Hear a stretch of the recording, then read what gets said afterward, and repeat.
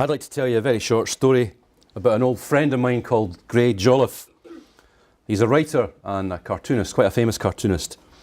But the first job that he ever went for as a young man was in advertising. And at his first interview he was asked if he'd ever written any ads. And he says, "Yeah, I've written one, yeah, I have, yeah."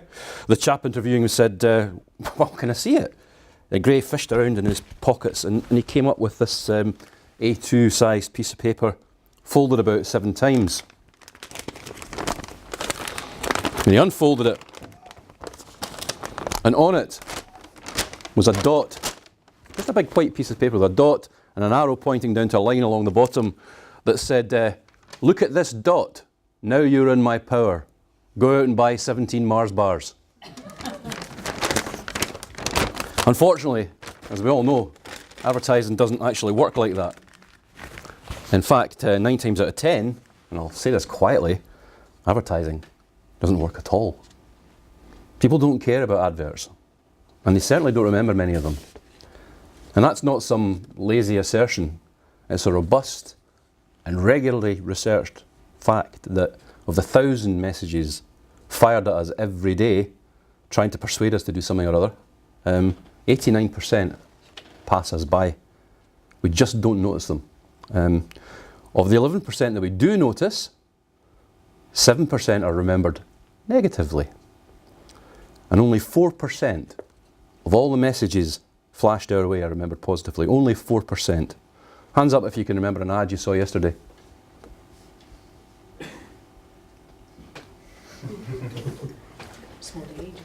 Rest my case. So, I think yearly 18.3 billion is spent on all forms of advertising in every channel. So that means that roughly 17.3 billion of all advertising expenditure is money down the drain. And if any sizable amount of that turns out to be government money, we're in trouble. So that's why we come to days like this, and that's why we spend so much time and so much money working with social psychologists, behavioural economists and market researchers, trying to figure out if our advertising's saying the right things, which is fine. But I'd argue that the first question isn't, is our advertising saying the right things? The first question is, how do we even get noticed? Because if we don't even get noticed, what was the point of finding the right things to say in the first place? Because it's a crazy, chaotic competition for attention out there. Now let's say you're running a breast cancer awareness campaign. Now you might imagine that your message is only competing with all the other cancer charity campaigns out there, which it is, of course. But it's also competing with all the other ads for John Lewis and Marks and Spencer's. It's competing with cute animal videos on Facebook. It's competing with gambling sites, online dating sites, Strictly Come Dancing, The X Factor, Kirsty Young, Kirsty Wark, Jamie Oliver, Mary Berry, Nigel Slater and the Hairy Bikers. If you're trying to reach teenage boys, to persuade them not to carry a knife or not to post naked pictures of themselves online, your message is competing with a whole sweaty mess of different exciting stuff like football chat rooms, South Park, Xbox, internet porn, Grand Theft Auto and World of Warcraft.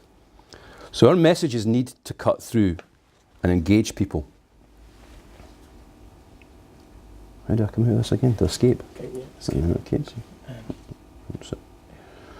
So, that need to cut through probably helps to explain why Iron Brew allowed us to make this little film here.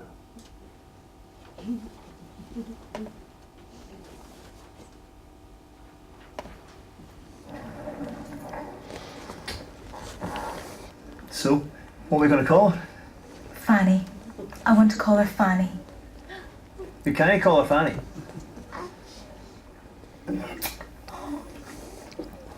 Fanny, I like it.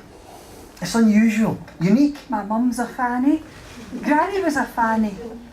She'll be joining a long line of Fannies.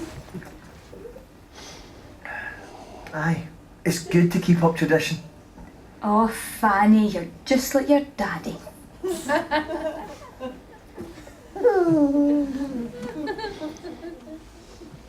Now, there was a time when coming up with a powerful idea like that used to be described as 1% inspiration and 99% perspiration.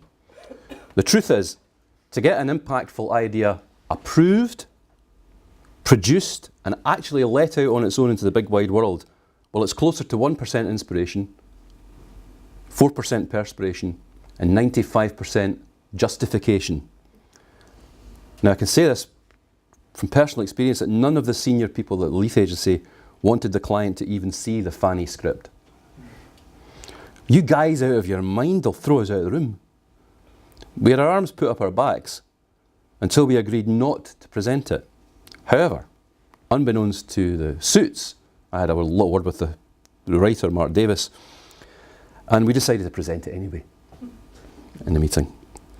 So towards the end of the meeting, when the clients were getting their second cup of coffee, I said, we've got an idea here that, I don't know, might be a bit much for you, but we're not even sure if we should show it to you really. Which was just enough reverse psychology to do the trick without upsetting anybody. And of course they wanted to see it, and when they did see it, they liked it. And it wasn't just them who liked it. When the ad ran, it was shared over 2 million times online.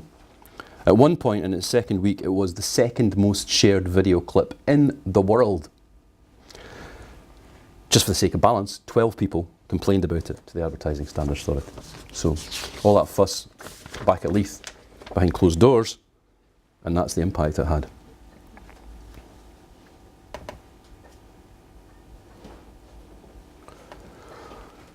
Now, these weren't a special kind of Iron Brew people. Thousands of them are the same people that we're targeting public sector messages at. And most professional communicators would kill to have their message shared online so quickly and so often. That's the kind of word of mouth that the public sector should be aiming to achieve. We just have to pay more attention to our ambitions than we do to our fears. The difficulty is, though, that a piece of communication with that kind of impact built into it can create a lot of internal angst. And you'll probably almost certainly have encountered it if you work in public sector communications. People will squirm, they'll suck their teeth, they'll say, I'm worried there'll be complaints. But it's worth balancing that initial discomfort against a genuine risk, which is that if the work is wallpaper, the message won't even get through, and every penny spent airing it will be public money down the drain. And there's an echo of this at the very start of the government's own guide to communications and behaviour change. It says, when our work is exceptional, we make a real difference. Now, I'm certainly not advocating putting rude words in government messages. Although if you watched the bowel cancer campaign, it was sailing close to the wind, if you'll pardon the unforgivable pun I just made. I'm not arguing that. I'm making a serious point that potential impact is the first thing you have to calculate when you're judging whether or not a piece of work is fit for purpose. And of course, I'm not just talking about broadcast messages. We have a bigger choice of communications now than ever before. We should be looking for genuine impact in any of the messages that we put out. Whether it's a tiny online banner ad or a leaflet in a doctor's surgery. I used to do some work for a gym called the Edinburgh Club, and they couldn't afford TV commercials and big posters, so we helped out in any way we could. And I think they gave us a free gym membership, which I didn't take up, as you can see. And they used to hang one of these really horrible vinyl banners above the door of the club, 20 feet, huge big thing, saying, join us for only £27 a month. And we said to the guy who ran the gym, that's a terrible ad for your gym. He said, no, it's not. That's a really good deal, £27 a month. We said, well, maybe it is, but nobody even knows it's a gym you're advertising. Have you got a better idea? He said. We did. We got him to hang his banner above the door so it sagged like this. And on it, we printed a line that said, if you sag like this, come in. And later on, he told me that 17% of that month's new membership had walked straight in off the street, having burst out laughing at that banner.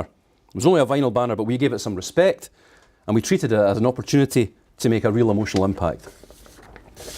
Because our gym guy had assumed that the rational appeal of a good deal would pull him in. But it was such a dull message that nobody even noticed it.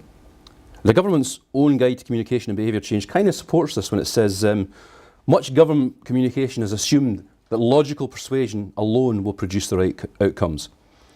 Now, if you ask people about advertising, they like to tell you that they only ever make a rational decision to go and buy something in response to an advert, or to do something in response to an advert. And that's patently not true. Take the humble Parliament, the mint with the hole. There's less mint in it than in a Trebor mint, but it costs a penny more. So what part of this mint are people paying extra for? The whole. Spot on. Because the part of the mint that the agency advertised was the whole. Roundtree made a mint out of a big fat zero. Is that just a one-off? Who's ever bought a bar of Aero chocolate? Yeah? It's lighter than a bar of Cadbury's. Ounce for ounce, you get less chocolate for your money. But you don't choose a bar of Aero just for the chocolate, do you? What do you buy it for?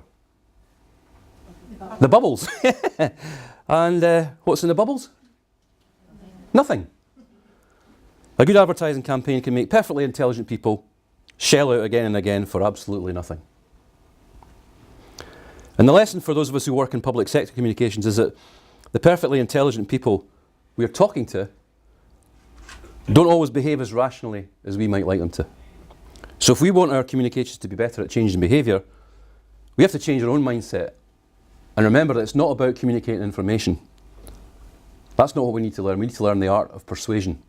And in a lot of cases, that means charming the birds out of the trees. In the old days, it meant scaring the shit out of them. Road safety ads and the like.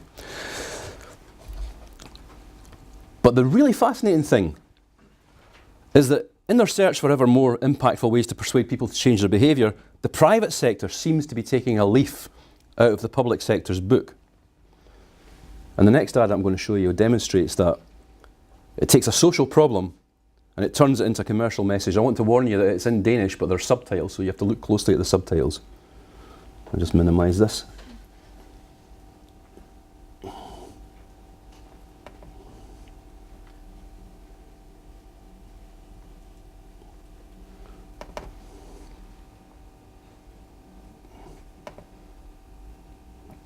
So concentrate on the yellow bits at the bottom of the picture.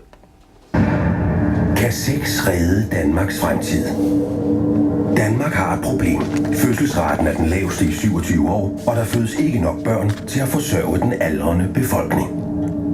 Skiftende regeringer har ikke kunne løse problemet, men der må være en løsning. Her er Emma. Hun er dansker, men selvom hun er født og opvokset i Danmark, er hun undfanget i Paris. Lige deroppe på det der hotelværelse. For 30 år siden tog Emmas forældre en lille sviptur. Hvis vægge kunne tale. Men det viser sig, at Emmas historie ikke er så enestående. 10% af alle danske børn er undfanget på en ferie. At rejse og få nye oplevelser, det påvirker parforholdet, fordi de får overskud til at se og opleve hinanden på ny. Det frigør endorfiner i hjernen, og så får folk lyst til sex. Det får vi børn af. Faktisk har danskerne 46% mere sex på ferier sammenlignet med hverdagen. Så for at hjælpe den faldende danske fødselsrate, vil Spis opfordre alle danskere til at tage på en romantisk storbyferie. Det hjælper selvfølgelig også lidt på vores fremtidige forretning.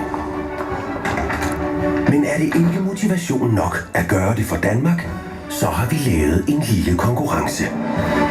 Book din rejse med vores ægløsningsrabat. Fyr den af. Bevis, du har undfanget et barn, og vind 3 års forbrug af babyudstyr og en børnevenlig ferie. Men hvad nu, hvis du allerede har gjort din pligt? Eller hvis chancerne for en undfangelse ikke er særlig høje, jamen så se på det sådan her. Det handler ikke kun om at vinde.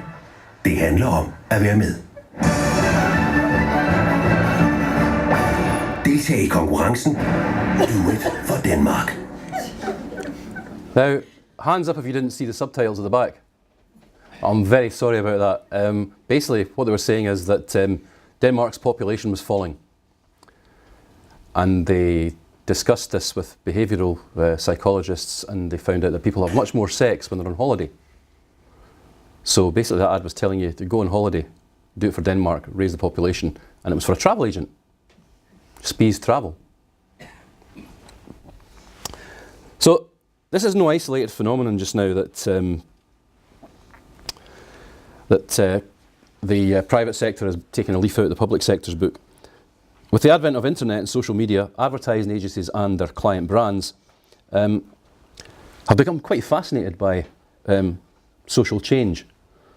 So I'll show you now, we have Volkswagen funding a series of social experiments, and in this case, they want to see if they can persuade the public to put their litter in the litter bin.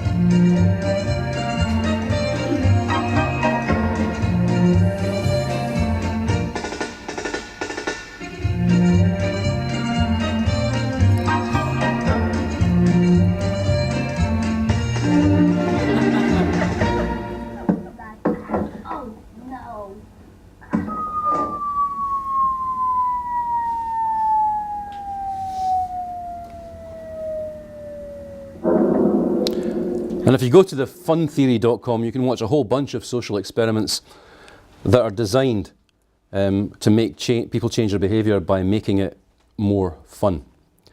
But the other massive trend in the private sector is to take what used to be known as corporate social responsibility, and instead of keeping it as a back office thing where some volunteers from Standard Life go out and weed some old people's gardens, big brands are now seeing the value of putting their social responsibility right in the shop window.